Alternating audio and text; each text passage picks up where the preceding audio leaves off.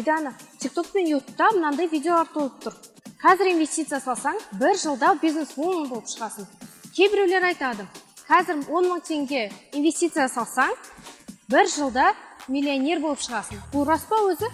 Инвестицияға қарағанда ертегі ұқсайды. Инвестиция ол тез байып кетудің жолы емес. Ол ағаш өсіру сияқты. Алдымен отырғызасың, күтесің, содан кейін жемісін көресің. Инвестицияның негізгі мақсаты ол ақшаны ұзақ мерзімде сақтап көбейту. Дұрыс екен. Ал инвестиция салу деген нақты не? Мен ойлағам, оны тек миллионерлер ғана істейді деп. Бұл үлкен қате. Инвестицияны кез келген адам жасай алады. Тіпті сен де қалтаңда 1000 теңге болса да. Инвестицияда ең маңызды сома емес, ол тәртіп пен білім. Демек, қазір маған тек үйреніп, жинап, тақырыпты зерттеу керек па? Солай ма? Дәл солай. Инвестиция деген не? Ақша салу, болашақта көбейту мақсатында. Міне қара, жаңа бастаған инвесторларға арналған 3 негізгі құрал бар.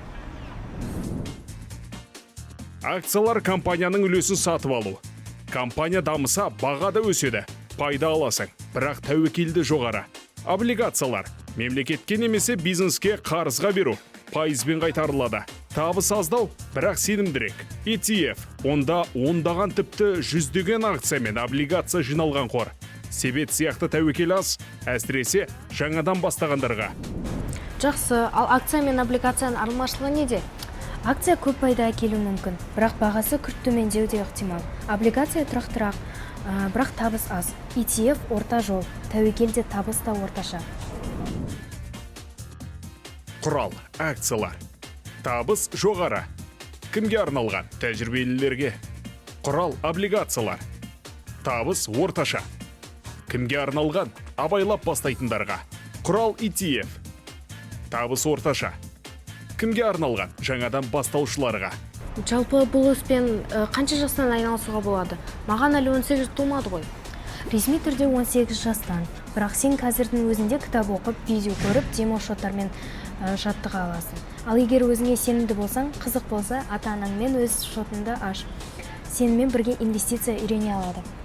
Ал менде тек 1000 теңге болса ше? Жетеді, ең бастысы бастау. Мысалы, ай сайын 1000 теңгені ETF-қа салып отырсаң, 5 жылдан кейін жақсы сома жиналады. Қыздар, мен мына жарнаманы жиі көремін. Айына 20%? Жоқ, айына 20% уәде етсе, ол алаяқтық. Алаяқтар адамдардың аш көздігін пайдаланады. Әдетте инвестиция табысы жылына 6-12%.